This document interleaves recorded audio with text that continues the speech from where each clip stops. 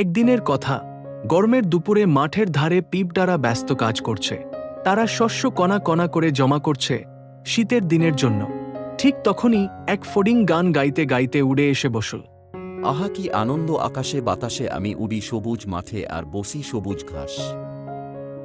আরে পিঁপড়া ভাই, এত গরমে কাজ করছো, এসো একটু গান শুনো না। জীবনটা তো উপভোগ করার জন্যই। ফড়িং ভাই, এখন কাজের সময়। আমরা শীতের দিনের জন্য খাবার জমাচ্ছি। তুমিও কিছু খাবার জোগাড় করে রাখো, নইলে পড়ে কষ্ট হবে। অরে থাক, শীত আসতে অনেক দেরি, এখন তো মজা করার সময়।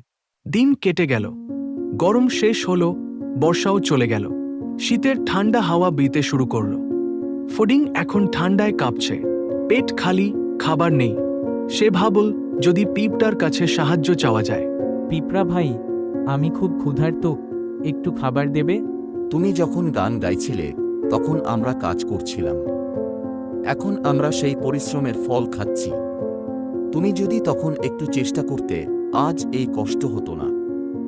ফড়িং লজ্জায় মাথা নিচু করল। সে বুঝল আনন্দ যেমন দরকার, তেমনি পরিশ্রমও জরুরি। গল্পের শিক্ষা, আজকের পরিশ্রমই আগামী দিনের সুখ।